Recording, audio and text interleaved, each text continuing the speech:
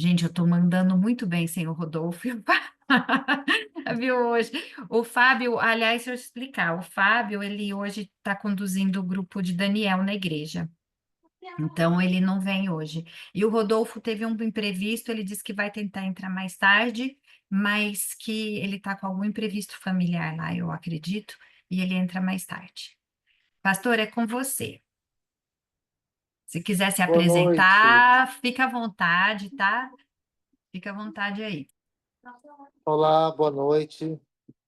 Mais uma vez, boa noite para quem está vivo. Eu, como a doutora Karine falou, sou pastor. Sou pastor há 16 anos, exerço a função pastoral. Sou natural do Piauí. Nasci na cidade de Parnaíba, que é o litoral do Piauí. E minha mãe foi uma das pioneiras, do adventismo no estado. Ela conheceu a mensagem adventista em 1947. Ela tinha 13 anos e ela era muito católica, a família toda católica mesmo, assim, praticante, meus avós. E havia um pastor que veio dos Estados Unidos e ele fazia um trabalho social na, na beira do rio que divide o Maranhão do Piauí. E nessas atividades ele conheceu os meus avós e uma das missionárias que estavam no barco convidou minha mãe para ir para a cidade para estudar e morar na casa dela, e minha mãe foi. E a minha mãe foi a primeira pessoa da minha família a conhecer a mensagem bíblica adventista. Dos 12 irmãos, né, que eu tive, a minha mãe aprendeu a ler lendo a Bíblia. Meu pai não sabe ler, tem 89 anos, não sabe ler, mal escreve o nome. E eu fui o último filho. Eu sempre tive vontade de sair, de ir embora do Piauí, porque eu queria estudar. E eu não tinha assim, eu não via lá na minha cidade, no meio dos meus parentes, né, assim, um estímulo para estudar, para crescer, no sentido de sair daquela mesma situação dos meus irmãos, né? E aí eu fui para São Paulo em 98, eu tinha 18 anos. Eu tinha terminado o primeiro ano, porque eu fugi da escola há 3 anos. Eu aprendi a ler com 9, quase 10 anos, porque eu tenho TDAH, né? Depois de grande foi que eu descobri, né? E fui para São Paulo. Lá eu terminei o meu ensino médio e comecei e fiz a minha primeira faculdade, que foi Letras.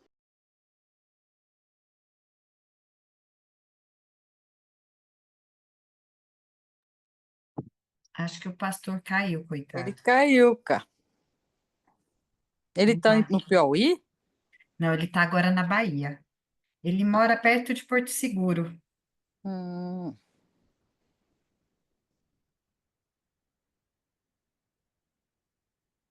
Acho que ele já entra. Vamos esperar aqui. Ele, acho que nasceu no Piauí, mas ele mora hoje numa cidade que ele me falou o nome. É que no sul da Bahia tudo é nome estranho. É tipo tipo Itaguaraçu, Turucurucubarão. Itaquaré. É. Aí ele mora numa cidadezinha. Então, será que foi apagão? Porque ele Eu caiu acho feio, ele nem conseguiu entrar. E ele tá sem internet na casa dele, porque ele nem viu minha mensagem ainda. E aí eu conheci ele quando eu fui para ano passado que eu fui para Mato Grosso, ele que me pegou ele me pegou na metade do caminho, que eu desci em Cuiabá. Aí um pastor, parecia pacote, sabe? Assim que estava sendo levado. Aí um pastor me levou de Cuiabá até metade do caminho. E aí ele me pegou na metade do caminho e me levou no restante de que para a cidade que chama Tangará da Serra. E ele era pastor lá de Tangará da Serra, que é uma cidade enorme, né? Eu pensava que eu ia lá e ia encontrar uma cidade subdesenvolvida. mas é uma cidadona, assim, o agro é muito forte lá. É, Gente, a Unimed de lá é 10 vezes melhor que aqui. Tudo lá é melhor que aqui. Sim, voltou? acho que ele voltou. Ah, voltou. Karina, foi só eu Oi, que pastor. saí? Foi só você, pastor, mas você retornou. A gente parou que você estava com 18 anos, fez Sim, letras. A gente parou em letras. exato, exato, exato. Aí eu fui, né? Na verdade, no ensino médio, eu comecei a me interessar muito por história. No primeiro ano, eu gostava da área de saúde e eu queria me aperfeiçoar na saúde. Fazer medicina, e eu estudava bastante química, apaixonado por química. E aí, quando eu fui para São Paulo, lá eu já mudei rota. Teve uma professora ela me conquistou para história, estudar história. Então eu comecei a estudar história, gostava de história e decidi, não vou fazer história. E aí eu prestei vestibular para história para Assis, eu morava em Campinas, e eu disse, eu vou prestar vestibular para Assis, e ao mesmo tempo eu fiz o vestibular para letras no UNASP, no Campus 2. E aí saiu o resultado do UNASP, duas colegas viram lá meu nome lá, que eu fui classificado, e me convidaram para ir, vamos lá fazer a matrícula. Não, eu estou esperando o resultado de Assis, só que só sair em abril. E aí elas me convenceram a ir para fazer letras. Eu fui e aí consegui fazer a matrícula lá, elas fizeram minha cabeça, né? E aí fui para de letras. Quem me convenceu? O professor Afonso. Aí eu conversando com o Afonso falou assim: como você quer fazer história e gosta muito de história, faz letras, porque letras você tem que ser muito bom em história na parte de literatura. E aí, de fato, eu assim não sabia muito sobre isso, né? E ele me convenceu.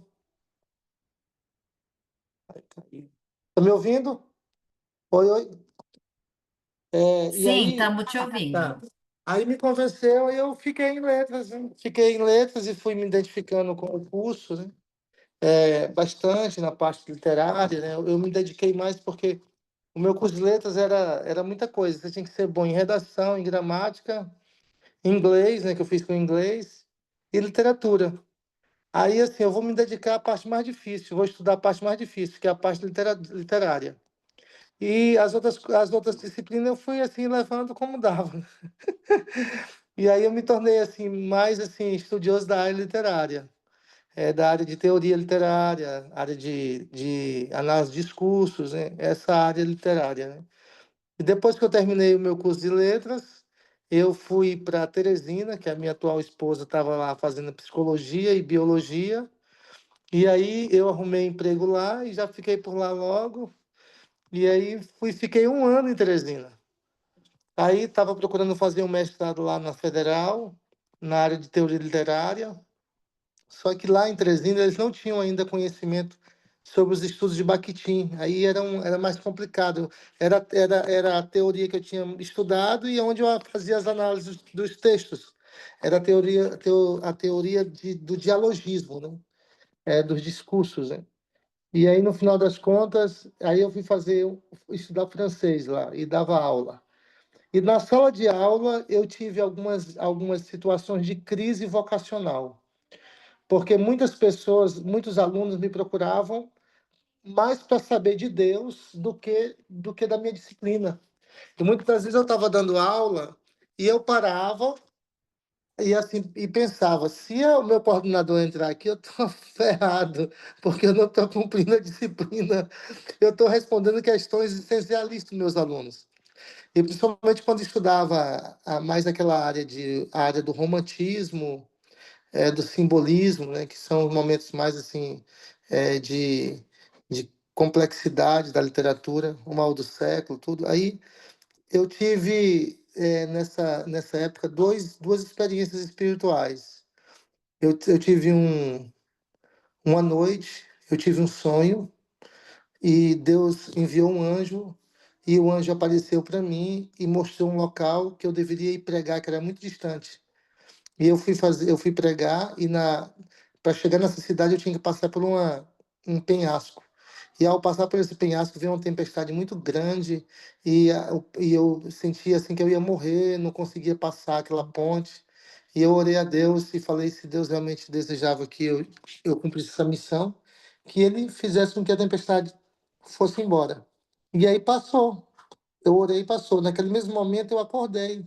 E acordei com aquilo na minha cabeça, achei assim muito um sonho muito assim maluco, né, assim, como eu senti ali a presença de Deus. No outra noite eu tive um outro sonho. Eu estava deitado como bom nordestino numa rede e veio um anjo todo negro, escuro, né? E ele sentou em cima de mim e ele começou a me sufocar. E eu comecei assim a lutar, lutar. Eu não tinha força nem de falar. E eu pedia a Deus, clamava e não conseguia falar. E aí eu lembrei da oração de Lutero, de Martinho Lutero. Naquela noite eu lembrei e eu fiz a oração de Lutero. E eu comecei a fazer a oração de Lutero e falei para Deus que eu não ia lutar mais, eu não ia lutar mais. Se ele quisesse me socorrer, que ele fizesse, eu estava nas mãos dele. E naquele momento que eu terminei a oração, aquele demônio saiu de cima de mim. E no mesmo momento também eu acordei, eram umas 3 horas da manhã, e eu senti trevas no quarto, eu me ajoelhei, comecei a orar, orar, orar. E isso me mexeu muito comigo, né? Porque depois eu comecei, algumas pessoas apareciam para mim e falavam: você tem que fazer teologia, você tem que fazer teologia. E eu ficava pensando: Senhor, eu posso até fazer teologia, mas não quero ser pastor. Eu não quero ser pastor. Eu não tinha uma boa representação de pastor, então eu não podia ser pastor. Aí foi muitas coisas que foi acontecendo e eu não tive. Uma pessoa chegou, fez a inscrição, tirou meu boleto, pagou e falou: tu vai fazer vestibular. E eu fui fazer vestibular, passei, mas não fui ser pastor. Eu fui para estudar teologia para tirar minhas dúvidas, questionamentos que eu tinha. Eu fui para isso e Deus tirou. E eu decidi ser pastor no último ano, quando eu fui para uma comunidade. Eu e minha esposa, e nós fundamos uma igreja numa cidade que não tinha igreja adventista. E ali eu vi assim que se ser pastor era aquilo lá, eu queria ser pastor. Eu falei para Deus, Senhor, se ser pastor é cuidar de gente, é fazer isso aqui, eu quero ser pastor. Então, na minha mente, Deus me chamou para ser pastor para cuidar de pessoas. Não é para eu estar dentro do escritório e eu cuidar de papel, de burocracia. Eu entendi que o chamado de Deus para mim é para eu cuidar das pessoas que precisam, ajudar as pessoas nas suas demandas, né? Espirituais, emocionais, físicas, e em geral, né? E foi assim, e aqui eu estou até aqui nessa missão, né? Lutando para que cumpra ela até o fim. Mas aí depois eu fiz o curso de História, fiz aí um MBA também, e fiz uma outra pós na área de missão, né? Mas eu tenho me dedicado muito ao trabalho e não tenho mestrado nem doutorado, porque eu nunca tive assim muito interesse, porque eu teria que abrir mão de algumas coisas do meu trabalho, das minhas filhas, de cuidar delas, estar com elas, né? Então, hoje eu já vejo assim que eu estou mais assim, cabeça com a cabeça mais madura para talvez começar alguns estudos, né? Principalmente na área de saúde, que eu pretendo fazer estudos na área de fitoterapia, na área de tratamentos naturais, associado ao cuidado com as pessoas e compartilhar a fé com elas, né? Eu quero fazer estudo mais nessa área, né? Mas é isso um pouquinho, gente, do que da minha jornada, né? Então, o estudo de hoje é um estudo que não sei se alguém aqui nunca fez esse tema, mas eu observo assim que são temas que eles até que são temas bem que eu vejo assim simples, não são temas complexos de se lidar, né, de se entender. Isso para mim, tá, gente? Para mim, né, que a gente tem assim estuda essas questões já há algum tempo, até mesmo dentro da parte filosófica histórica, então não é um estudo tão complicado. Esse tema 15 ele fala sobre a relação da coerência entre a graça e a lei, tá? Essa harmonia que existe entre as duas coisas e que o mundo evangélico, tá? Até mesmo o mundo evangélico, eles entendem isso como uma dicotomia, como se não houvesse uma harmonia entre graça e lei. E no estudo ele traz a história da Rosa Parks, né? Ele introduz a história dela no estudo. É, inclusive, eu estava lembrando que ela foi mencionada esses dias aí, acho que vocês acompanham aí as questões políticas no Brasil. O Nicolas Ferreira trouxe a história dela para abordar a questão, né, de leis, né, dessa questão que envolve o 8 de janeiro. Ele usou a história dela para mostrar que algumas leis, algumas coisas mudam porque as pessoas decidem lutar por leis mais justas, mais íntegras, né? Então, ela é um ícone da luta contra o preconceito, o racismo nos Estados Unidos, porque ela sentou em um local que não era própria, né, para os pretos, né, para os negros, e a pessoa chegou e pediu para ela sair, ela não saiu, ela não ia sair e ela foi processada por causa disso, mas essa atitude dela foi assim o início de uma luta da igualdade racial nos Estados Unidos, né? Que ali a gente que vocês que estudaram também sabem que os Estados Unidos ele foi palco de uma grande segregação racial depois da Guerra de Sucessão, né? O Sul contra o Norte, que um era a favor da escravidão e outro era a favor do liberalismo, né, da liberdade, mas eles receberam, ainda ficaram muito com esse resquício. A década de 60 foi principalmente assim muito marcante. Aí a gente tem a história de Martin Luther King, que morreu. Ele defendia, né, a igualdade, que brancos e negros deveriam viver juntos, servir a Deus junto, ter, né, o mesmo espaço na sociedade. Então, o estudo ele traz essas questões para abordar que algumas leis elas são injustas, apesar de ser legais, tá? Existem leis injustas, mas são legais. Por que são legais? Porque o homem ele não é nem sempre ele é coerente em relação à criação de leis, né? O homem é um poço de incoerência. Deus é coerente. Então, aí nós entramos nesse aspecto bíblico, quando a gente começa a tratar sobre a questão da lei.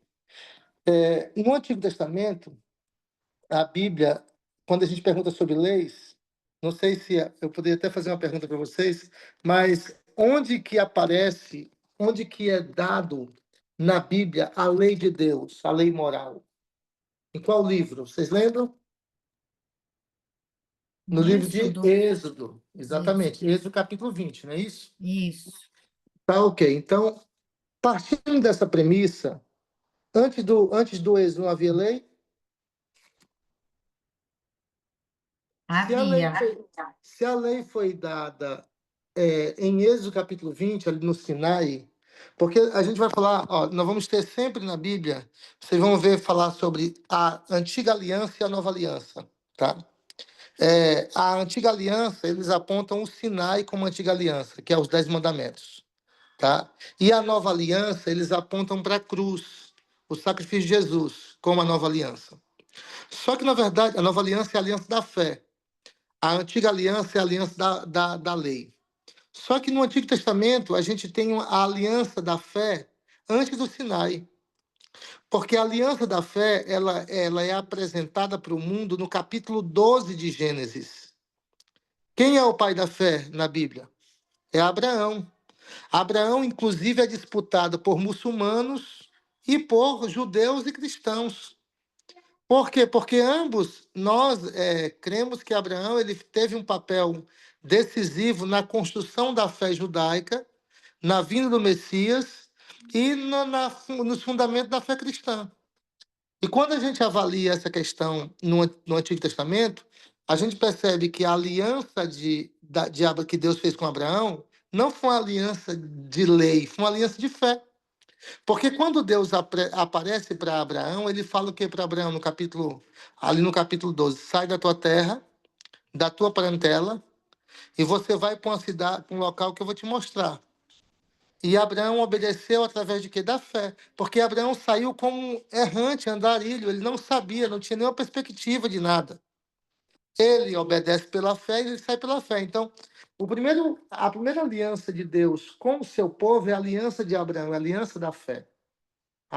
Não é a aliança da lei. Aí depois nós temos o Sinai, a aliança da lei, quando o povo, os filhos de Abraão, saem do Egito. Por que são os filhos de Abraão? Porque ali são descendentes do neto de Abraão. Abraão teve Isaac, Isaac teve Jacó, Jacó teve 12 filhos, e esses 12 filhos geraram as tribos de Israel que foram levados para o Egito. Ficaram 400 anos no Egito, e depois disso Deus usou Moisés para ir lá e libertá-los. 400 anos eles se perderam o conhecimento de Deus. Inclusive, existem alguns historiadores, alguns estudiosos que dizem que uma das questões mais sérias de Faraó é que eles exigiam a guarda do sábado já no Egito. Tanto é que vocês vão ver o seguinte: o sábado ele começa a ser guardado antes de Êxodo 20. O sábado não começa a ser guardado só em Êxodo 20. Se eu não me engano, Êxodo capítulo 18, 19, ali já tem a guarda do sábado. Deus, quando tira eles do Egito, antes do Sinai, Deus pede para que eles retornassem à guarda do sábado. Então, a gente encontra isso na Bíblia, no capítulo, eu já vejo aqui, falo para vocês, capítulo 16, tá? O capítulo 16, tá? Aqui, quando Deus manda o maná e pede para eles não buscar no sábado, porque Deus não enviaria no sábado. E para eles não sair para buscar gravetos nem madeira para não acender fogo no sábado. Aqui no capítulo 16, eles começam a guardar o sábado antes da lei. E isso mais uma prova que o sábado existia antes dos 10 mandamentos. Dos 10 mandamentos como eu falo, ele ser escrito e ser dado como uma marca registrado na pedra. Então, essa questão é interessante. Então, quando a gente fala sobre a lei ela existe antes do Sinai.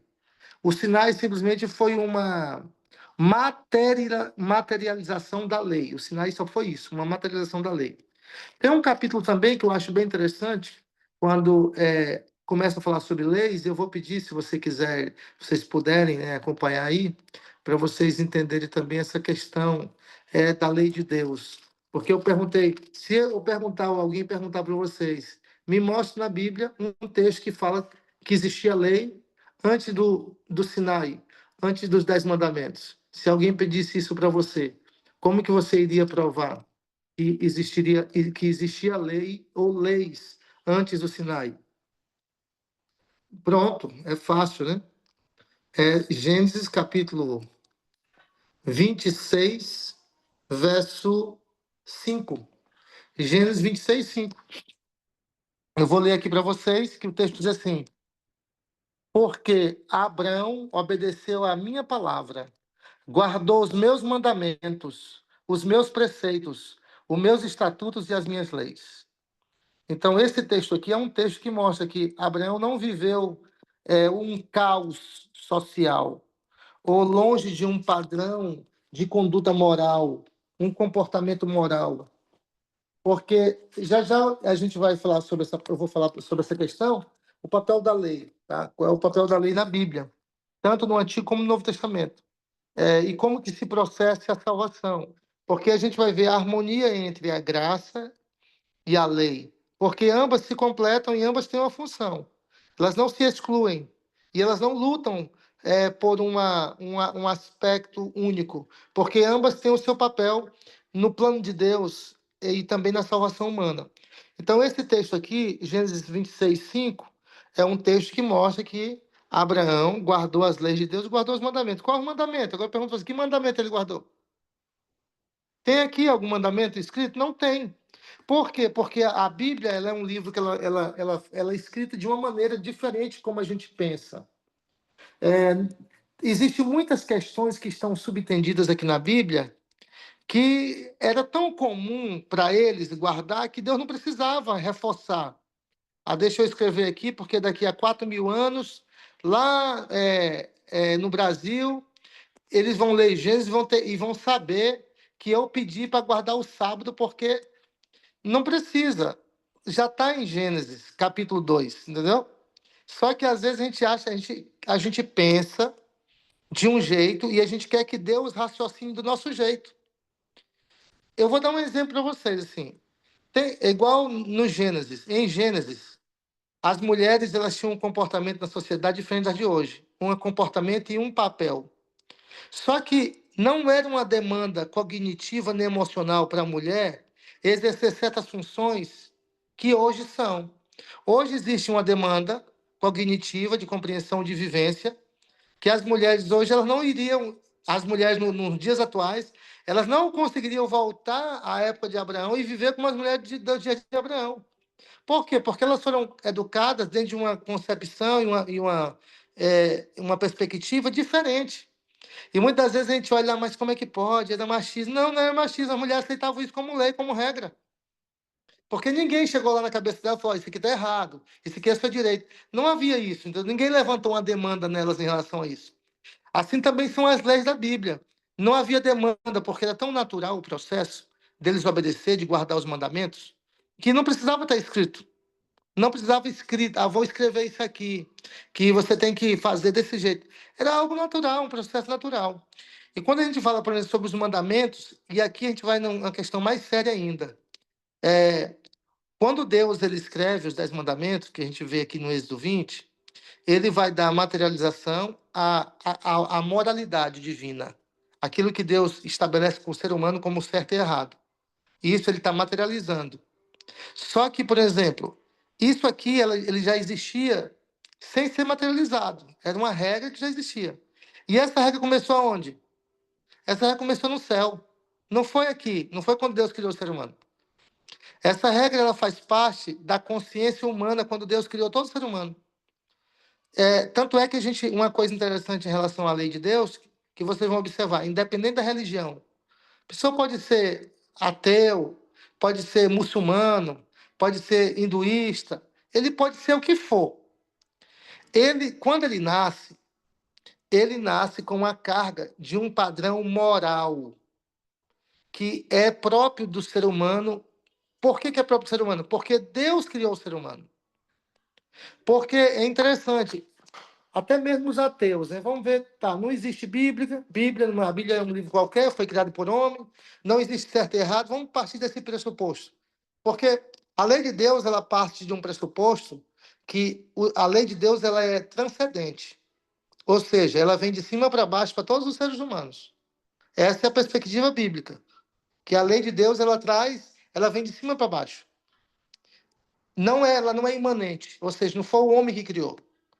Mas vamos partir do pressuposto dos ateus, de quem aí, outras religiões, né? Que não acreditam na Bíblia, nem no certo nem no errado. Vamos partir então do pressuposto que realmente é isso. Ano passado eu atendi uma menina lá no espaço de saúde, lá em Tangará da Serra, que ela foi lá porque ela tinha uma demanda de saúde física, né? Mas aí eu percebi também que tinha algumas questões emocionais, né? E aí ela contou a história dela, que ela veio de uma igreja, os pais da igreja batista, tudo, e hoje ela era agnóstica. Aí eu perguntei para ela como que era para ela ser agnóstica, porque como que era encarava isso. Aí ela falou: você tem algum padrão de conduta que você considere certo e errado? Eu perguntei isso para ela. Você acredita que existe o mal? O que é o mal para você? E assim, ela começou a ter dificuldade em parar para dar uma resposta coerente, porque assim, se ela acredita que existe o mal, ela está trazendo um padrão de moralidade. Se não existe Deus, se não existe um ser pessoal, esse padrão ele é imanente, ele é relativo, porque foi o ser humano que criou. Então, como é que eu vou sofrer e eu vou aceitar sanções emocionais ou até mesmo sanções sociais, sendo que o homem criou uma lei, ele está impondo uma lei que eu não concordo e não aceito? E eu vou dizer uma que é básica: mentir. Qual é o ser humano que aceita ser enganado? Olha, eu acho correto você me enganar, tá? Você passar a perna em mim, eu acho correto. Não, eu acho correto você me trair. Eu não conheço nenhuma pessoa, eu estou para conhecer alguém que tem essa conduta e acha que é correto ser trapaceado. Até o pior dos trapaceiros, ele trapaceia todo mundo, mas quando ele é trapaceado, ele se revolta, ele não gosta. Isso mostra que ele tem um estranhamento moral dentro dele. Porque ele não deveria ter um estranhamento, sendo que não existe certo e errado.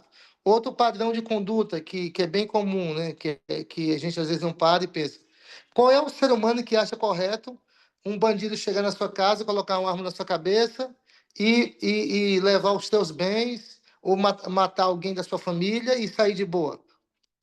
Isso só que a pessoa que está fazendo esse ato imoral, para ele pode até não considerar isso certo, isso errado, ele pode não considerar isso errado, mas qualquer ser humano que é vítima disso, fica indignado.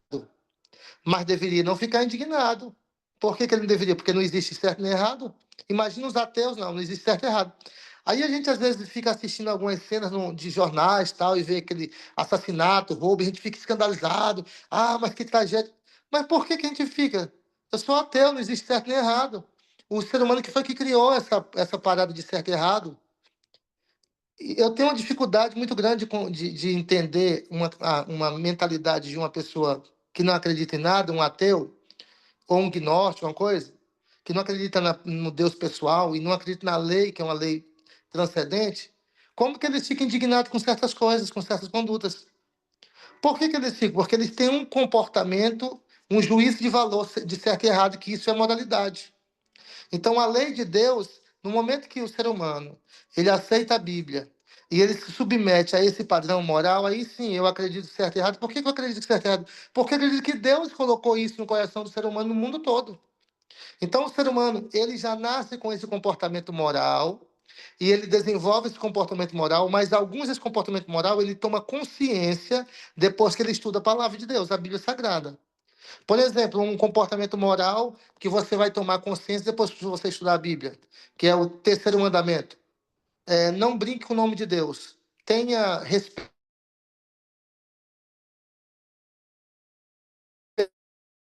pelo nome de conduta moral. A pessoa só vai ter depois que ela tiver consciência disso.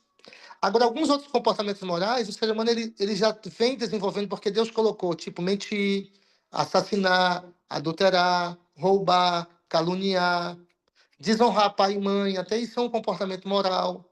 Porque Deus deu 10 mandamentos e escreveu com o seu próprio dedo.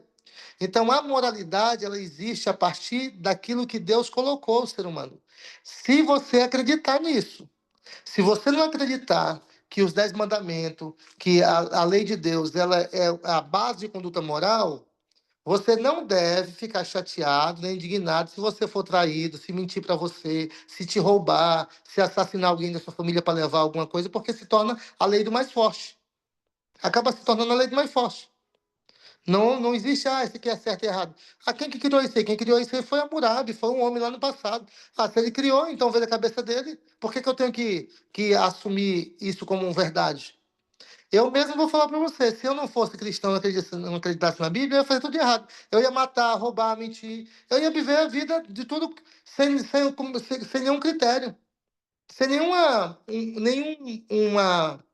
é, nada que limitasse o meu poder de decisão. Eu lembro de uma frase que acho que Nietzsche escreveu, que ele falou assim, se Deus morreu, tudo é permitido. Quando ele fala que a sociedade matou Deus, né? E, de fato, se Deus não existe, é permitido tudo, gente. Se Deus não existe, você pode fazer qualquer coisa. Porque quem que vai te dar consciência de padrão moral que um dia tu vai prestar conta com Deus, com o juiz, vai ter um juiz, vai ter um julgamento? Então não tem. Muitas vezes eu até entendo quando eu vejo, por exemplo, alguns políticos ateus, né, que ele rouba dinheiro do pobre, tá tudo. Eles estão certos, porque eles não têm padrão de moralidade. A gente quer que eles tenham sensibilidade, que eles tenham sentimento pelas pessoas. Não tem, porque não existe. Quem dá isso é a fé, é Deus, entendeu? Quem traz isso é Deus. O ser humano por si só ele não é gerador de padrão, de moralidade, porque quando tiver interesse, os seus interesses, ele vai colocar acima de tudo os interesses dele. Ele não vai pensar no coletivo, ele não vai pensar na maioria, ele vai pensar nele. E uma prova maior disso são os grandes sistemas totalitários que existiam no mundo. A teoria é muito linda, mas quando eles chegam lá no poder, eles passam por cima de qualquer pessoa, até dos seus amigos, pelo poder, para assumir o poder. Por isso que a lei de Deus ela tem um papel transcendente. Ela vem de cima para baixo. Tá? E aí, por que Deus decide escrever os 10 mandamentos quando o povo sai do Egito? Porque eles estavam saindo agora como uma nação. Eles foram escolhidos não porque eles obedeceram os mandamentos de Deus. Eles foram escolhidos porque Deus os amou E você vai observar que sempre a base da salvação é o amor de Deus por nós. A iniciativa é de Deus. Isso é a graça. Eu até, esses dias eu estava pensando comigo assim, onde foi realizada a primeira Páscoa? Eu estava perguntando na minha cabeça, porque a Páscoa oficial começa em Êxodo 12, mas a primeira Páscoa ela acontece em Gênesis capítulo 1, 3, 21. A primeira Páscoa, Gênesis 3, 21. E lá está também a primeira oferta de graça, desse dom, porque a palavra graça na Bíblia é presente de Deus. É um dom, é algo que é dado, é dado. Então, lá, o primeiro texto que aparece Deus matando um cordeiro, sacrificando o cordeiro, e desse cordeiro ele é uma oferta pelo pecado de Adão e Eva, e ele aproveita o cordeiro e faz pele, a roupa de pele e veste o ser humano.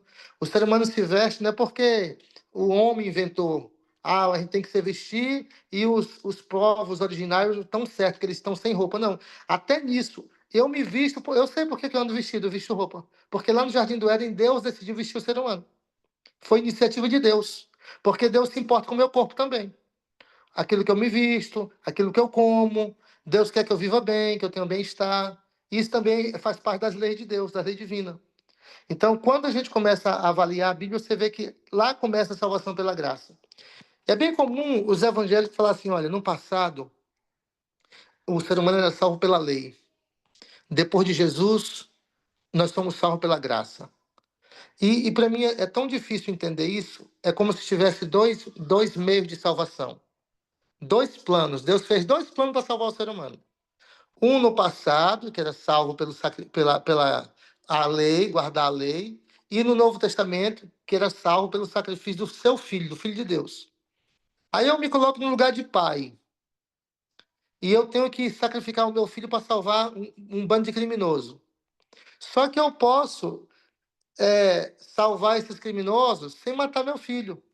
Eu posso salvar esses criminosos dando esmola, pagando alguma coisa. Você acha que eu vou optar por qual opção? Com certeza eu vou fazer uma doação, não vou matar meu filho.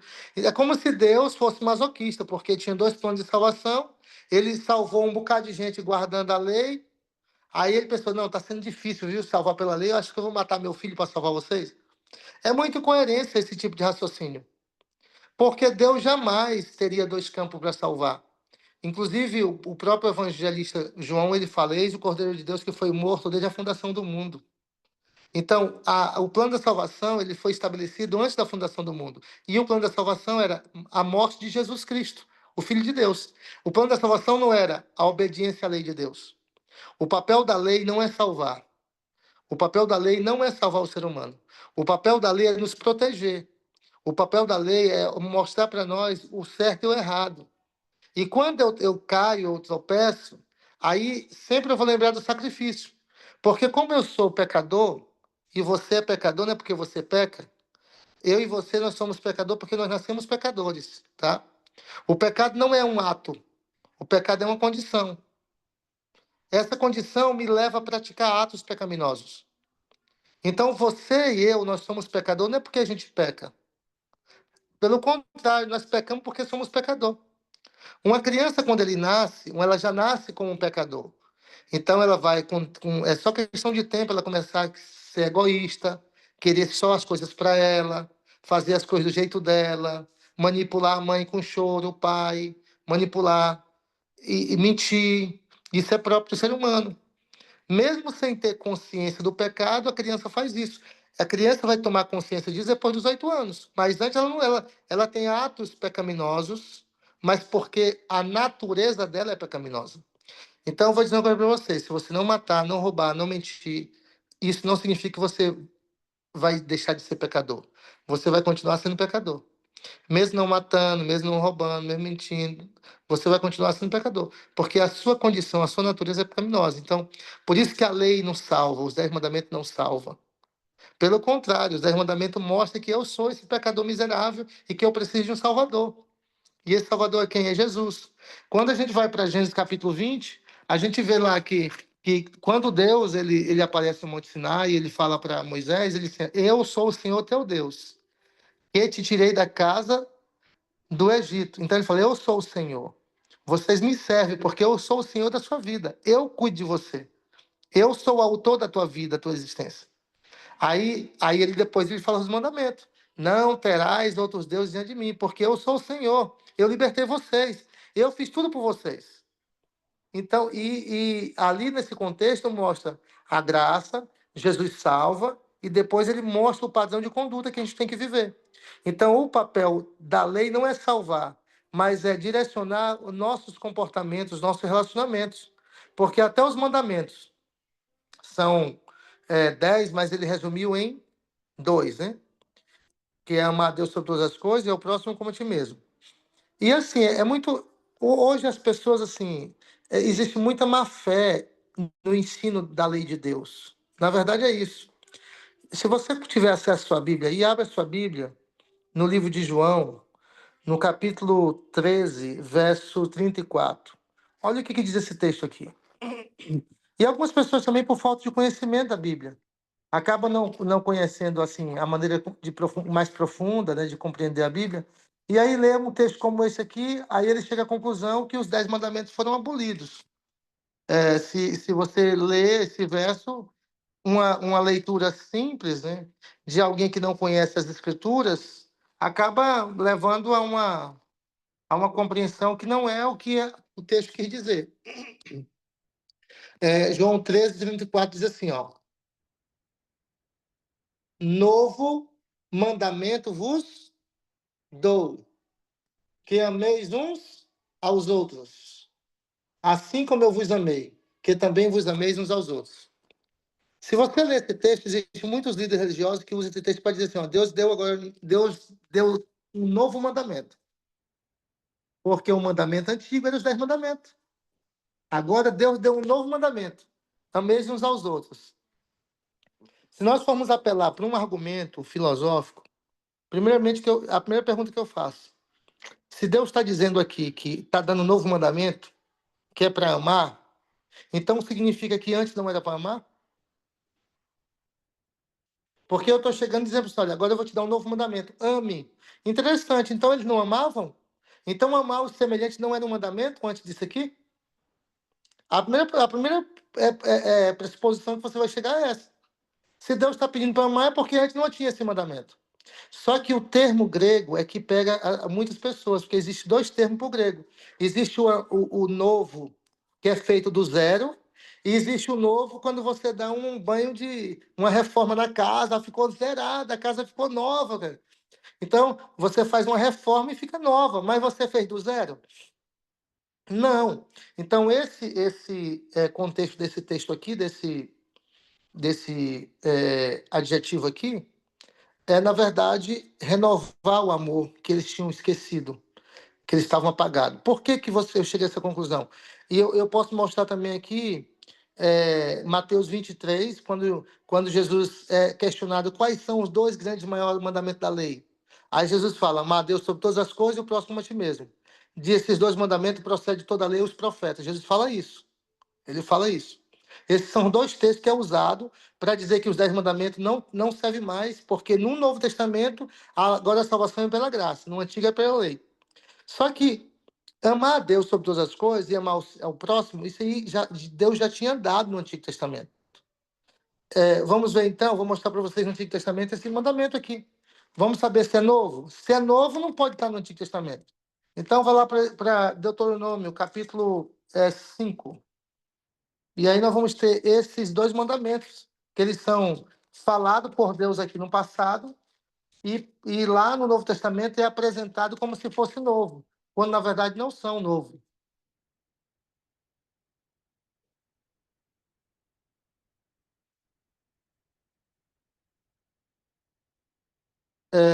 Deuteronômio capítulo 6, verso 4. 6, 4.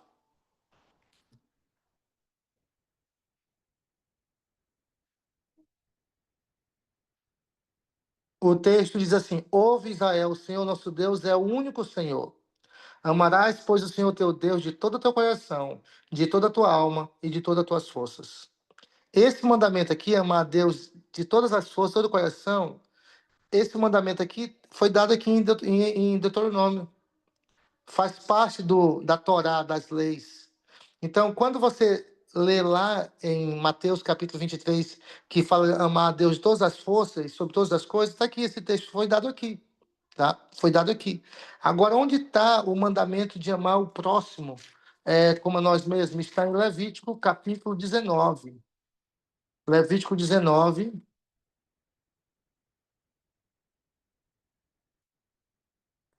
verso 18. Verso 18. Diz assim, Levítico 19, 18. Não te vingarás, nem guardarás ira contra os filhos do teu povo, mas amarás o teu próximo como a ti mesmo. Eu sou o Senhor. Então, aqui, mais uma vez, o mandamento, Deus, ó. Você não pode se vingar, nem guardar ira. Ame o seu próximo como a ti mesmo, porque eu sou o Senhor. Então, um novo mandamento eu vos dou, que ameis o seu próximo como a ti mesmo. É que a gente leu lá em João. Foi dado aqui também em Levítico, então não é novo, tá? Não é um novo mandamento. Então, essas questões aqui nos mostram para nós, né? E eu poderia falar vários textos de cabeça que falam sobre o mandamento de Deus. Alguns versos, talvez, se você ler, como você acabou de ler, João 13, 34, que parece que está dando a entender que a lei agora foi mudada, só parece. E várias outras porções da Bíblia, quando aparece ali no Novo Testamento, que dá a entender alguma coisa nesse sentido, só parece, mas quando você vai estudar e comparar os textos à luz de toda a Bíblia, você vai chegar à conclusão que não é bem assim. Que a lei de Deus é eterna, a lei de Deus é imutável. O apóstolo Paulo fala que a lei é santa, é justa, é boa. O livro do Apocalipse menciona muito a lei de Deus, os mandamentos de Deus. Aqui está a perseverança dos santos, que guardam os mandamentos e têm a fé em Jesus. Apocalipse 14, verso 12. Apocalipse 12, 17, irou-se o dragão contra a mulher e foi guerrear contra os restantes da sua descendência. Os que guardam os mandamentos de Deus têm a fé em Jesus. 1 João capítulo 3, verso 4, lá diz, aquele que diz eu conheço e não guarda os mandamentos é mentiroso e nele não está a verdade. Tiago capítulo 2, 10, porque todo que guarda a lei, mas tropeça em um mandamento, tornou-se culpado de todos. Lá também mostra que a lei faz parte do plano de Deus. João capítulo 14, verso 15, onde Jesus fala, se me amais, guardareis os meus mandamentos. Mateus capítulo 5, 17, onde Jesus fala, não penseis que vim mudar a lei aos profetas, não vim mudar, mas vim cumprir. Em uma série de textos da Bíblia que vai falar sobre os mandamentos como estando em vigor. Agora, como o contexto bíblico fala de muitas leis, e muitas das vezes Paulo, quando Paulo dá a entender alguma coisa contra a lei, ele está falando contra as pessoas que ensinam que a lei salva, como os próprios judeus, eles queriam guardar os mandamentos com o propósito de ser salvo. E não é esse o propósito da lei. A salvação ela é única e exclusivamente pelo sacrifício de Cristo. Porque nós não poderíamos ser salvos pelos nossos próprios méritos. Olha, por isso que a diferença entre a religião cristã e as demais religiões é que as demais religiões, todas você pode ser salvo sendo bom, por meio da caridade, fazendo alguns tipos de rituais. O cristianismo é diferente. O cristianismo fala que você não é salvo por suas obras, você é salvo pelo gesto de amor, um Deus que ama você. Você não precisa fazer nada para ser salvo. Você só precisa aceitá-lo. E se você aceitá-lo, você vai se deixar ser conduzido por ele. E você vai fazer as coisas não é para ser salvo. Você vai fazer porque você ama Deus. E você ama tanto ele que você é capaz de fazer qualquer coisa por ele. Eu lembro que assim, eu me afastei uma época da minha juventude, 3 anos longe do caminho do Senhor. E eu fiz muita coisa assim, bebi, muita coisa assim. E, na verdade, quando Deus me resgata, eu estava uma semana bebendo, farreando, tudo. E eu estava com um vazio tão grande que eu só falei só uma coisa para Deus. O que o Senhor pedir, eu farei. Eu preciso tanto de ti, Deus, que não importa o que eu preciso abrir mão para te servir. Porque o Senhor deu sentido à minha vida. Então eu não estava preocupado se eu tivesse que mudar Por quê? Porque o meu amor por Deus, a minha sentir-se perdoado, sentir-se aceito, isso aí não tem preço. Não tem preço. Porque lá quando eu estava nessa vida longe de Deus, eu achava, não, eu não mato, eu não roubo. Então eu olhava para mim e ficava assim, me achava bom. Olha, é melhor você ser um pecador com Deus do que um santo sem Deus, tá?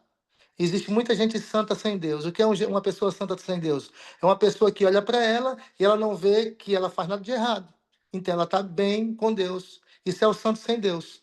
Como muitos ateus, muitos ativistas aí, que foram bons homens, não precisavam de Deus. Aí entra em xeque o que Cristo ensina, né? Que ele não veio buscar justos, mas pecadores ao arrependimento. Então, dentro desse contexto, o papel da lei de Deus é mostrar exatamente onde eu e você deve seguir, o certo e o errado, porque a graça é Cristo, é Ele. Então, se harmoniza. A lei me acusa porque eu sou pecador e sou falho, mas ao mesmo tempo o sacrifício de Jesus proveu o meio do perdão e para eu continuar, todas as vezes que eu quebro um mandamento, que eu vou a Deus e falo assim, eu pequei contra ti. Jesus, ele fala, olha, eu cumpri por você. E como você está reconhecendo isso, eu vou aplicar em você os méritos da minha vida perfeita. E isso se chama justificação. Isso se chama salvação por um substituto. E é o que a Bíblia ensina da graça de Cristo. Ok? Então era isso. Eu vou abrir para perguntas, porque senão a gente vai virar aqui, já são 8h30. E vamos lá. Alguma pergunta sobre o estudo?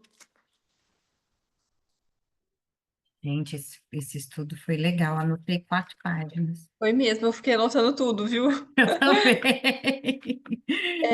Eu acho que é mais fácil a gente obedecer a lei, né? Por isso que as pessoas vão para a lei. Ah, eu vou obedecer a lei, vai ficar mais fácil do que transformar o meu coração, não é? Porque aí eu tenho que mudar, eu tenho que, E né? até essa mudança também não é você e eu. Até isso se torna um fardo, porque você vai lutar contra você.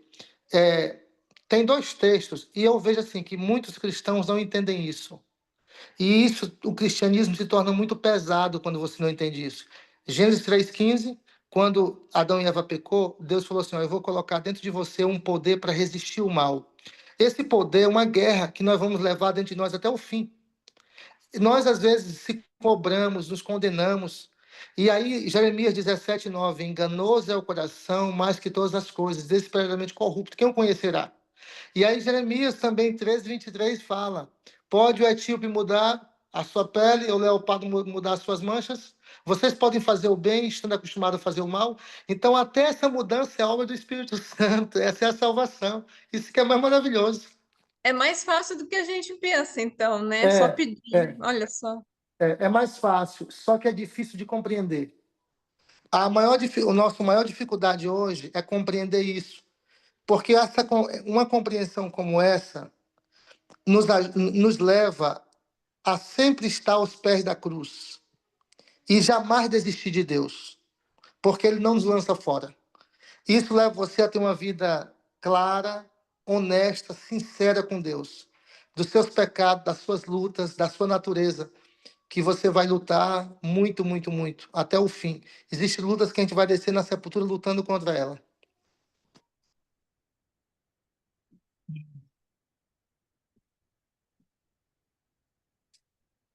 Muito bom. Perguntas?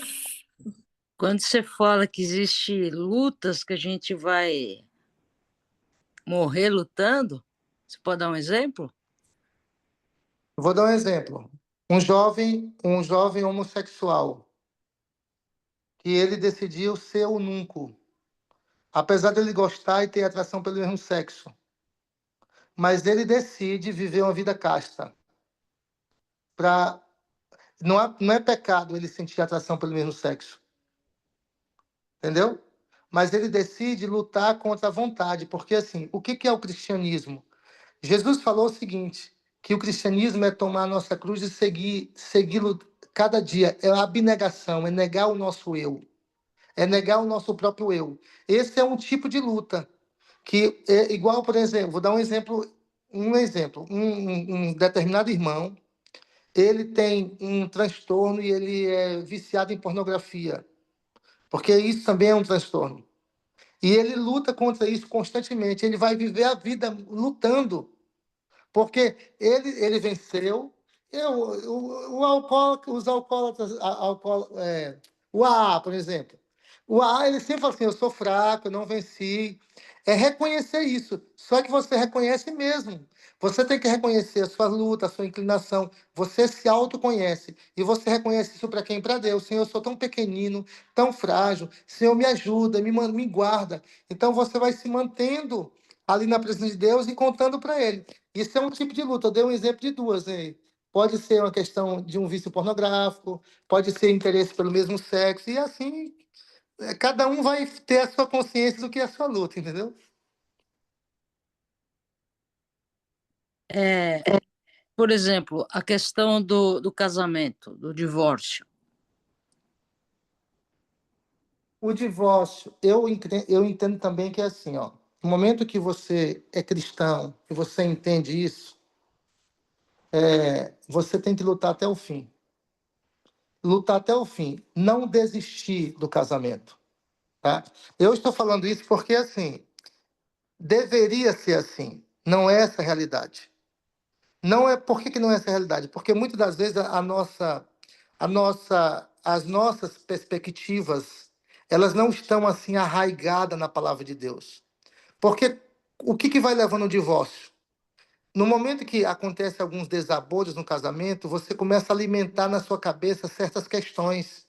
Ah, que não é para ser assim. Ah, por isso. Ah, fulano é desse jeito. Ah, você começa a construir estruturas psíquicas e afetivas que vai destruindo aquilo que não deveria ser destruído. Porque no momento que acontecem essas coisas, que você entende Deus, o casamento realmente é uma escola que eu não me informo nessa vida. O próprio livro de Cantares, que é um livro que fala sobre o casamento, o capítulo 4 fala lá das guerras, das batalhas, dos ferimentos que a vida a dois traz. Só que a minha perspectiva, como eu vou lidar com isso, eu posso tornar insuportável essa dor e cada vez piorar, ou Deus, através do Espírito Santo, ele vai conduzindo as coisas e eu vou crescendo dentro dessa proposta, porque eu não acredito que o casamento é algo fácil, entendeu? E que exista um caminho humano para a gente ser bem-sucedido no casamento. Eu não acredito. Eu acredito que, acima de tudo, como ele foi criado por Deus, o fundamento é Deus, muitos problemas no casamento estão além da força humana para resolver. Até mesmo porque nós trazemos nossas cargas da nossa vida com nossa família, nossos pais. Tem coisa que a gente tem dificuldade de falar, de abrir. Nós não sabemos como conversar, como apresentar. Então a gente lida com essas questões. Então, entender isso faz parte de eu não entender que a minha esposa é a pior esposa do mundo, porque ela não me atende onde eu preciso. Eu não posso jamais alimentar isso. Se eu alimentar isso, eu estou sendo desonesto comigo e com a minha esposa. Por que eu estou sendo desonesto? Porque eu tenho certeza, e eu prefiro alimentar assim, que ela quer o meu bem. Que ela não faz isso porque ela é má e está querendo me maltratar, entendeu? Eu não quero alimentar esse tipo de pensamento. Então, o cristão, quando ele segue uma perspectiva bíblica, você vai amortecer os impactos das lutas, das pancadas, dos ataques, né? Era para ser até o fim. Então, eu não aconselho, a não ser que você esteja dentro de um casamento que a pessoa está te espancando, está te violentando, está te batendo. Mas por questões de lutas, de trivialidades, eu não recomendo. Eu não vou recomendar nunca o divórcio. Eu não vou chegar para você se divorcie, porque eu sei que não é plano de Deus. Deus escolheu duas pessoas diferentes mesmo, e é assim mesmo, diferente. E vai, às vezes, se bater e vai até o fim.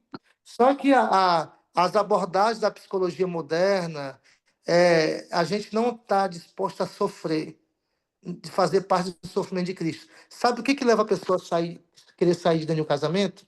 O sofrimento. Só que eu não vejo problema no sofrimento. Tá? Mas, Não existe pastor, problema. é, Sim, o amor não é o mais importante? Assim, é, nós estamos falando de que você acabou. Achei muito interessante que você falou que Jesus veio para comprovar, né? Qual é a palavra que você usou? Esqueci. Ele veio para mostrar o caminho, para legitimar, para perdoar, para Legitimar, salvar. isso, perfeito. E a palavra que ele usa é amor, né? Isso, amor. Amor. Então, assim, como você falou, acho que o relacionamento com seres humanos é sempre difícil, somos todos Sim. pecadores, etc. Mas, assim, você acha que, assim, ficar você achar que o amor por você, a questão do amor e sofrimento é meio complicada, né? Deixa eu explicar para você. Essa pergunta sua foi muito boa. Você trouxe você levantou uma questão muito interessante. Porque a gente não para pensar e discutir isso que você está falando. Porque assim, ó, quando Jesus ele mostrou amor como? Sofrendo e se entregando, abrindo mão de si, das suas vontades. Tanto é que, por exemplo, lá no Getsemane, antes da cruz, ele sentiu agonia e ele, por um momento, ele falou: Senhor, eu não vou suportar. Pai, se possível, afasta de mim essa angústia, essa dor. Só que depois ele entendeu: a dor não é um problema. Faça a tua vontade. E aí você trouxe uma questão de amor. O nosso maior problema é que nossa definição de amor ela é equivocada. A nossa definição de amor, ela é baseada, não é baseada em uma sensação. Ela não é baseada em comportamentos. Só que, assim, é impossível. O amor ele é uma escolha e um comportamento. Tanto é que você vai observar completamente assim, ó, é muito comum a gente ver os grandes artistas, né, os atores, cantores, eles vivem um romance e tal, coisa mais linda, e eles se casam. Só que você vai observar que a maioria desses caras que faz filme de romance em Hollywood, eles passam por 4, 5 casamentos. Agora eu pergunto para você, o que acontece? É que o amor ele tem fases e a gente não é ensinado sobre isso. O amor na perspectiva bíblica não é o mesmo amor da perspectiva grega. Tanto é que os gregos eles criaram várias definições de amor.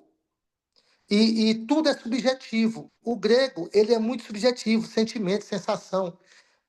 A perspectiva de Jesus não é. Tanto é que Jesus falou assim: Você me ama? Ele pergunta: Você me ama? Sim, Senhor, eu te amo. Então, obedece os meus mandamentos. Então, Jesus ele já mostra o amor numa prova de obediência de comportamento. Nós não fomos assim.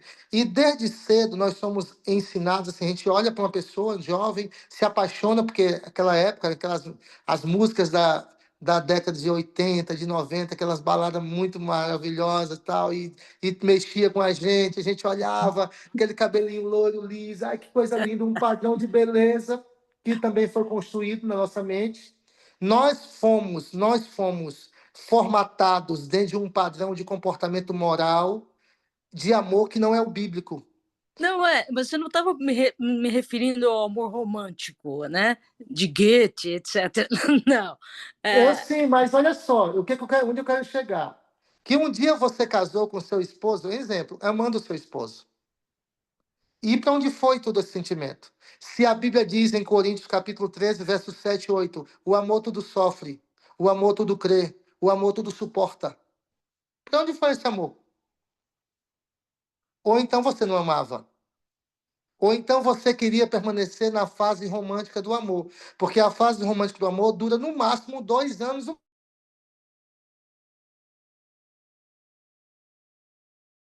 máximo, dura no máximo 3 anos. E olha lá se durar 3 anos.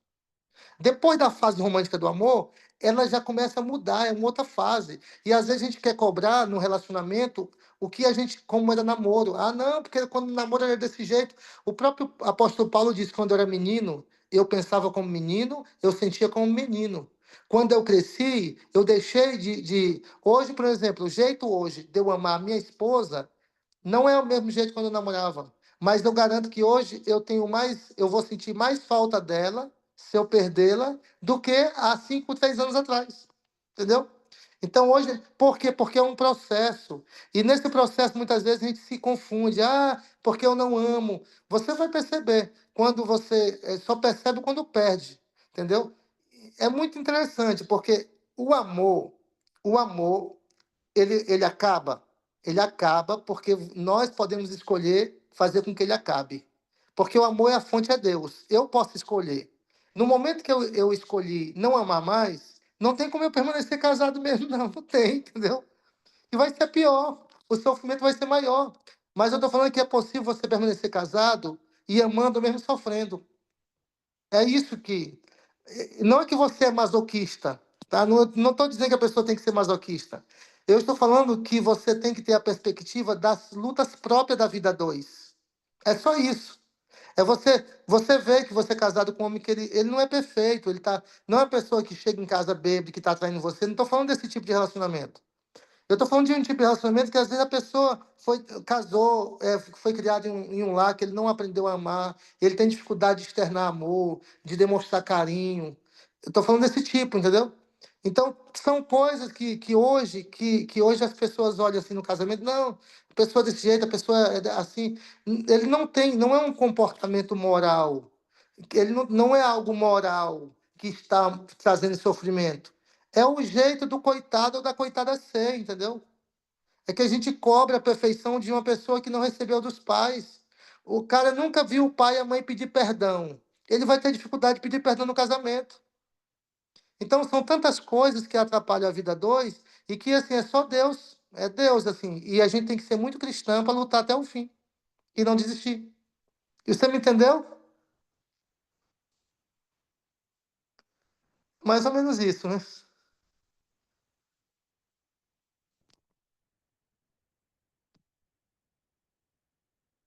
Quer complementar isso ou alguma coisa? Eu queria falar uma coisa aqui que veio na minha cabeça. É disso que a gente estava falando, né? É, eu fiz uma mensagem na igreja de algo que Deus estava me incomodando muito, que é sobre a questão da obediência à lei, né? Eu até abri aqui o PowerPoint. Foi uma mensagem que eu fiz há algum tempo atrás, que eu vi alguns posts de psicólogas na internet falando que a obediência, e são psicólogas assim, formadas em grandes faculdades. Desculpa, gente, eu me fechei.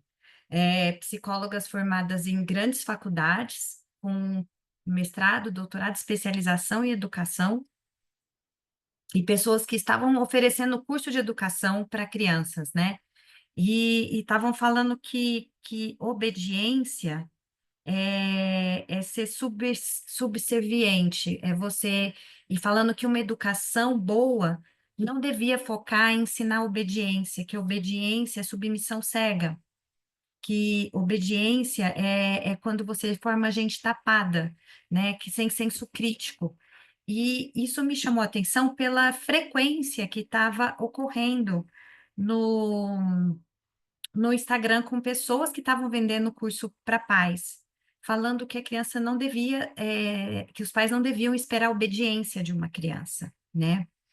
E isso ficou martelando na minha cabeça. Como o pastor Messias disse, existe toda uma compreensão de mundo que é plantada na gente pelas ideologias que nós vivemos, que a gente, pela cosmovisão que a gente vive, é, naturalmente, a gente às vezes nem para pensar, mas ela é alimentada por tudo que a gente vê, por tudo que a gente escuta, pelo que os nossos pais ensinaram, pela nossa formação, pelo que o que está no ar, vamos dizer assim, né? Se a gente não reflete isso, a gente incorpora naturalmente essa visão de mundo.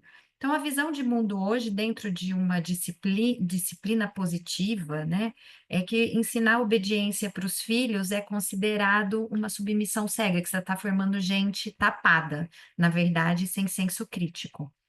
Isso, na verdade, são livros muito com esse caráter educacional, mas que tem esse discurso, mas que não anda em compasso com a ciência. E aí eu fui fazer uma pesquisa científica a respeito de obediência. E pasmem vocês, não tem, porque não é um assunto que se fala hoje em dia a ponto de se pesquisar. Hoje em dia existem só teorias a respeito disso. Mas na década passada tiveram alguns estudos de obediência, porque a mente ainda não era focada tanto na disciplina positiva na psicologia. E obediência era um construto importante. E aí então ele foi pesquisado, né? E assim, claro que muito pouco pesquisado e ainda precisando conhecer muito mais esse conceito. Mas cientificamente eu trouxe um artigo que eu achei de qualidade boa, brasileiro, eu levei para a mensagem falando que obediência é resposta. E isso é muito interessante porque a Bíblia fala a mesma coisa. Obediência não é o que vem antes, ela é uma resposta. Ela vem depois, né? Ela vem depois de um processo. Você obedece, então, assim, você me ama, né? E o amar, eu acho que esses assuntos todos estão relacionados. O amar na Bíblia também é uma cosmovisão diferente, né? E Jesus fala: Você me ama, então guarde os meus mandamentos. A relação de amor, mandamentos, guardar os mandamentos, obediência. E esse artigo científico vai falar o seguinte, que a obediência ela é uma resposta. A criança faz isso como resposta a uma confiança ou um direcionamento dos pais. Vai falar que ela aumenta autocontrole e autonomia.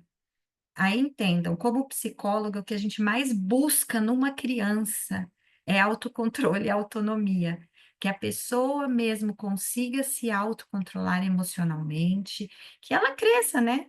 Porque hoje a gente tem um monte de adulto descontrolado, eu vejo que eu trabalho com recrutamento e seleção, tá tudo descontrolado, a geração Z, todo mundo doido.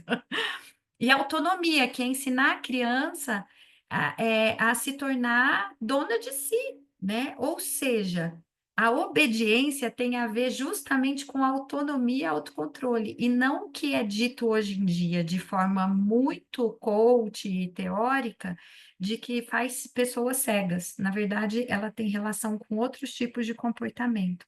E vai falar que pais amorosos têm filhos mais obedientes.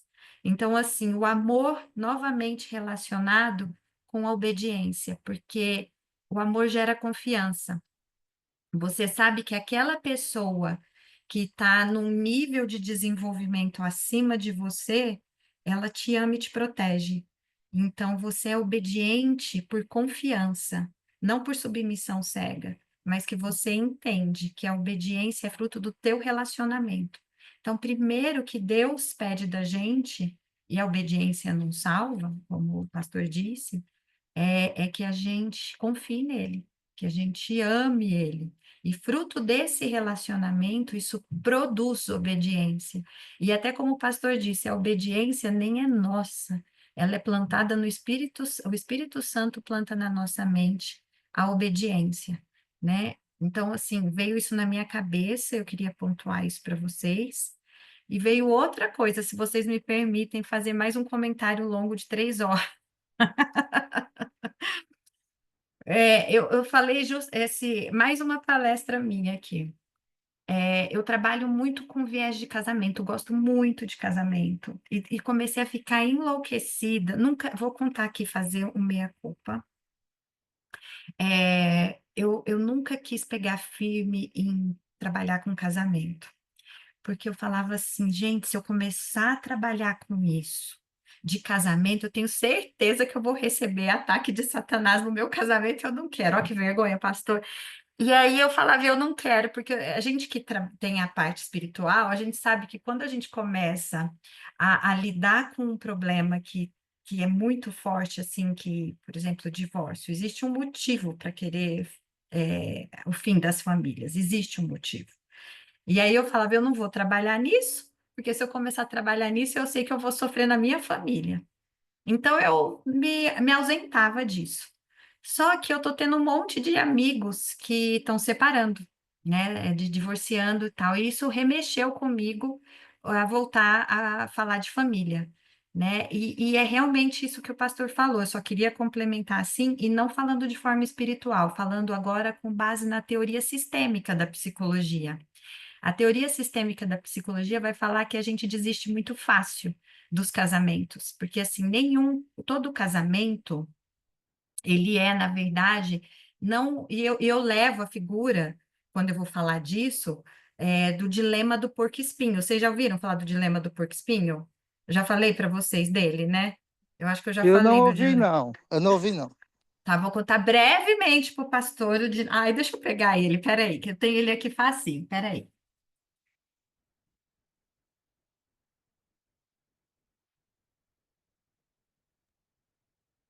É o Tenho dilema do que nada, ela falou? pastor.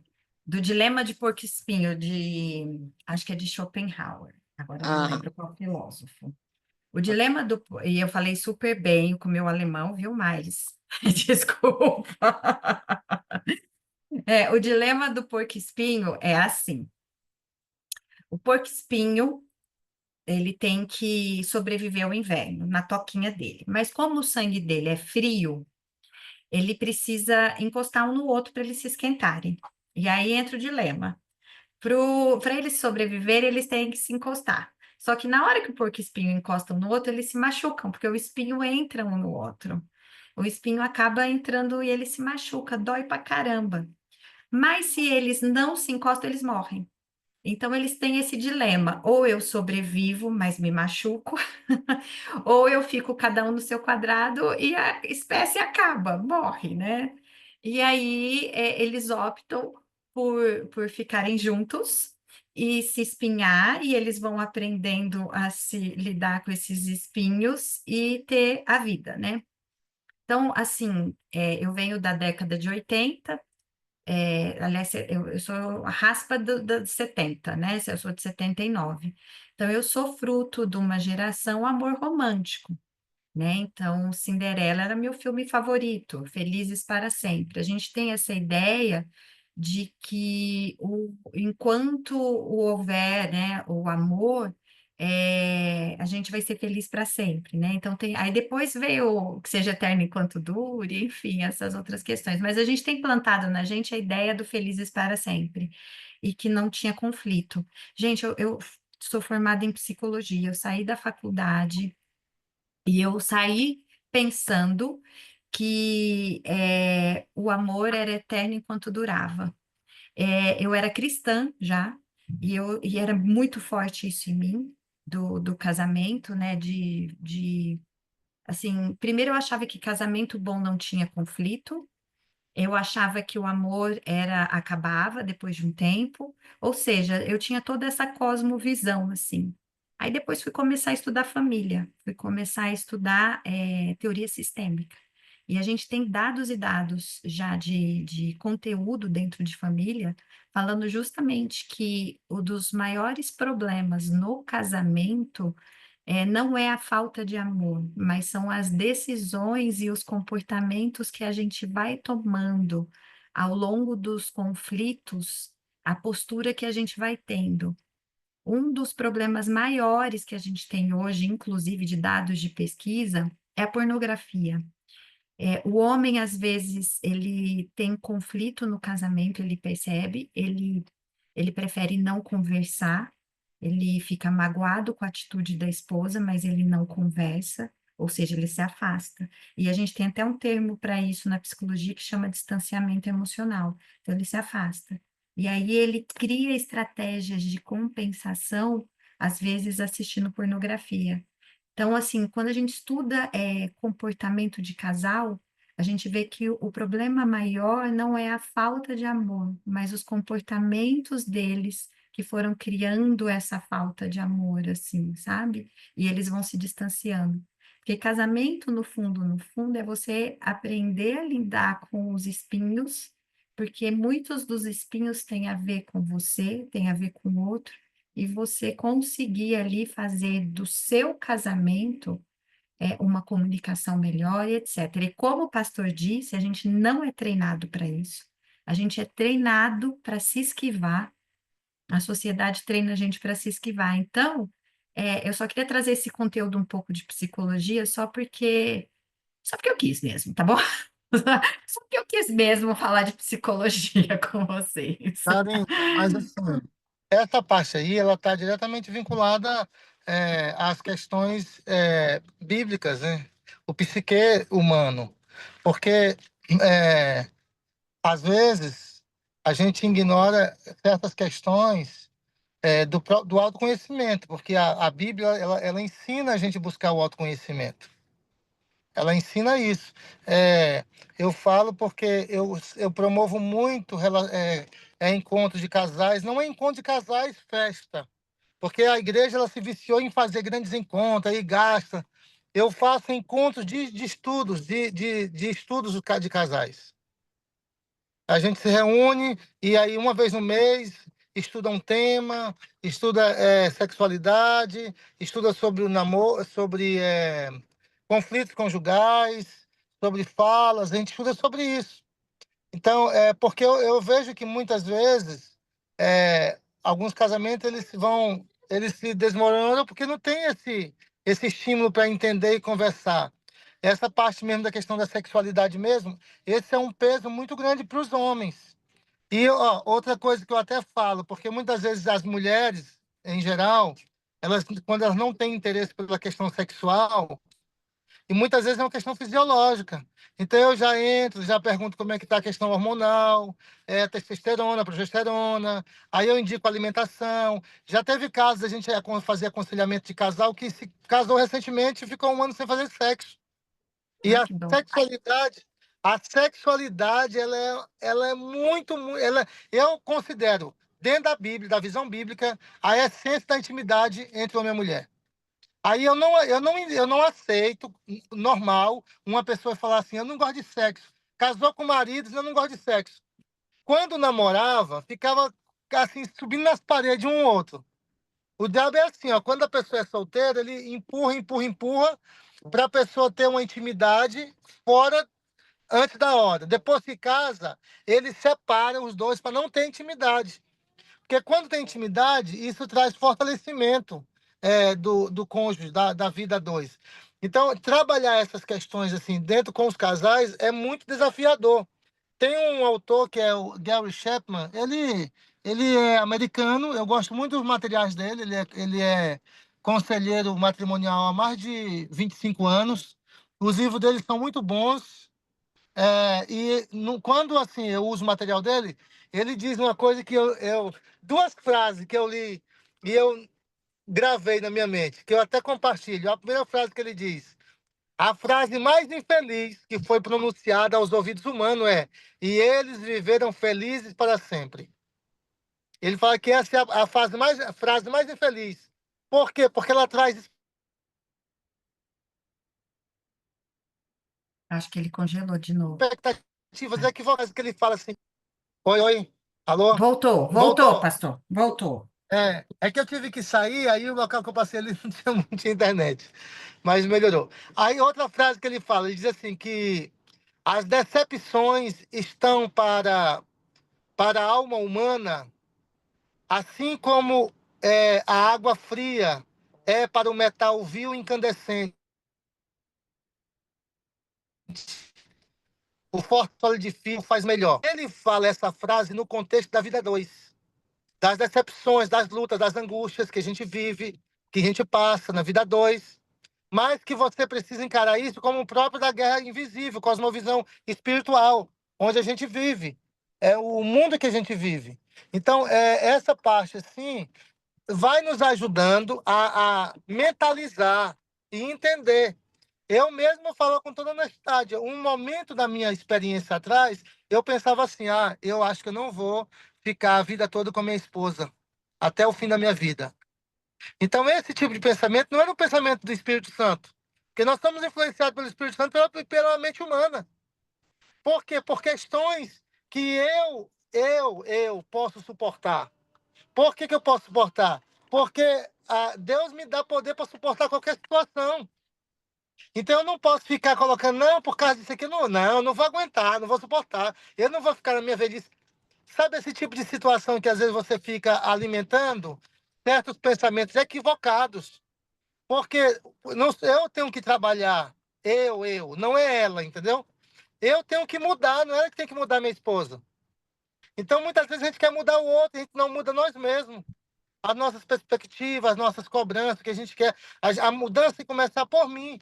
Então, é muito desafiador realmente essa parte, né, da vida a dois, do casamento. Mas você falou sobre a psicologia, você foi no ponto. A questão de não ter mais, não exigir uma norma de conduta, as crianças fazem o que quer, é um niilismo total, entendeu? E vai gerar o caos que a gente está gerando, tá? Delinquência, frieza, distanciamento, desconstrução social, familiar, tudo isso. Não tem o que esperar de um mundo que matou Deus, né? Como Nietzsche falou. Se Deus morreu, tudo é permitido. Inclusive, fazer da sua vida o que você quiser e não ter nenhum padrão de comportamento correto para você e nem para você exigir dos filhos, né? E a tendência do mundo é piorar, por quê? Porque tiraram o fundamento.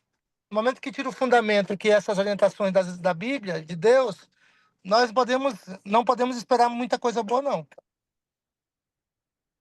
Verdade. Gente, acho que nosso tempo aqui passou, esgotou. Eu queria agradecer ao pastor Messias. Pastor, muito obrigado por disponibilizar seu tempo para estar aqui com a gente. Muito obrigada mesmo. Tá até no trânsito falando com a gente. Um grande abraço para você, para sua família, para a Rose, para as meninas. Fiquem com Deus. Oi! Tudo bom, meu amor? Elas são tão bonitinhas. Um Essa beijo, aqui é beijo. a Liz. Ela é muito bonitinha. É a menorzinha, né, pastor? É a menor, É, 5 anos. é. Mas é tão bom esse tema a gente conversar que o tempo passa e a gente não consegue assim aprofundar mais do que pode, né? Porque são tantas coisas que tá vinculado à lei de Deus. Por isso que assim, o principal ataque de Satanás é tirar a lei. Quando ele tirou a lei da mente humana, é só questão de tempo, caos, né? Aí, porque tudo isso foi um projeto social, ali que começou principalmente com a Revolução Francesa, onde foi suprimido ali a orientação divina da palavra, onde entrou o ser humano, o humanismo, né? Como o homem fosse... Ó, tudo que tem a ver com a questão imanente vai dar problema. Porque quando você centraliza nas questões imanentes, é o ser humano que tem a sua visão certa, é o ser humano que tem a sua perspectiva correta. Ou seja, não tem um mediador.